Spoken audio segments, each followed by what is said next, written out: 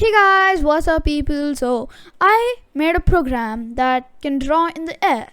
This is the object that I've trained it for, and it takes this part and tracks it. Have you heard of a stylus? Yes, but this is going to be operated in the air and it's free of cost. You can even use your hand, but for accuracy purposes, let's just use this object. So now we have our command prompt where we're going to be running it. For this project, we're going to be needing our face cam disabled because this thing needs my webcam. So let's go ahead and run my Python script. It's called OpenCV because the library that I use is called OpenCV and helps me track my webcam. So I'm just going to keep my webcam in a position where there are no other objects, or it'll track that object.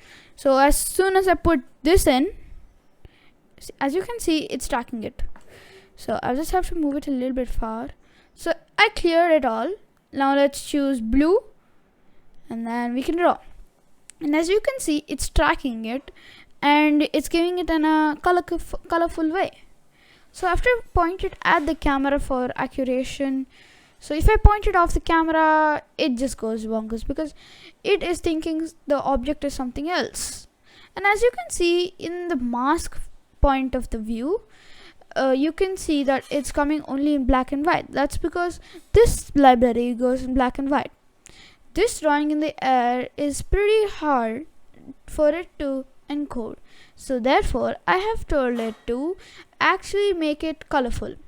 That's it for today's video. I hope you did like it. Subscribe, like, and share. See you in the next video. Until then, peace. Thanks for watching. I hope you did like this video. If you did, hit that subscribe button and that like